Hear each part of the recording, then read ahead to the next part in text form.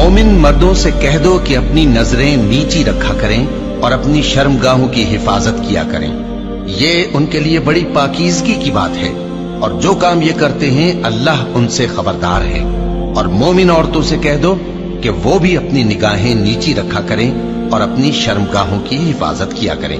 और अपनी आराइश यानी जेवर के मकामात को जाहिर न होने दिया करें मगर जो उसमें से खुला रहता हो, और अपने सीनों पर ओढ़नियां ओढ़े रहा करें, और अपने खाविंद और बाप और खुसर और बेटों और खाविंद के बेटों और भाइयों और भतीजों और भांजों और अपनी जैसी मोमिन औरतों और लौंडी गुलामों के सिवा नीज उन खुद्दाम के जो औरतों की ख्वाहिश न रखें, या ऐसे लड़कों के जो औरतों के पर्दे की चीजों से वाकिफ न हो। गरज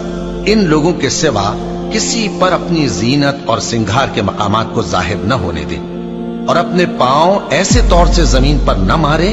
कि झंकार कानों में पहुंचे और उनका पोशीदा जेवर मालूम हो जाए। और मोमिनो सब अल्लाह के आगे तौबा करो ताकि फलाह पाओ, और अपनी कौम की बेवा औरतों के निकाह कर दिया करो, और अपने गुलामों और लौंडियों के भी जो नेक हों निकाह कर दिया करो।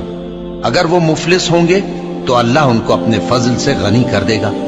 और अल्लाह बहुत वुसअत वाला है, सब कुछ जानने वाला है।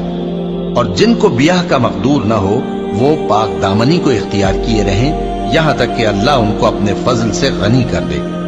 और जो गुलाम तुमसे मुकातबत यानी माल देकर परवाने आजादी की तहरीर चाहें, अगर तुम उनमें सलाहियत और नेकी पाओ तो उनसे मुकातबत कर लो,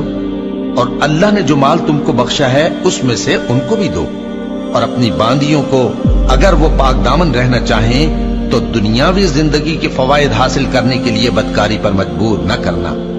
और जो उनको मजबूर करेगा तो उन बिचारियों के मजबूर किए जाने के बाद अल्लाह बख्शने वाला है, मेहरबान है। और हमने तुम्हारी तरफ रोशन आयतें नाजिल की हैं, और जो लोग तुमसे पहले गुजर चुके हैं उनकी खबरें और परहेजगारों के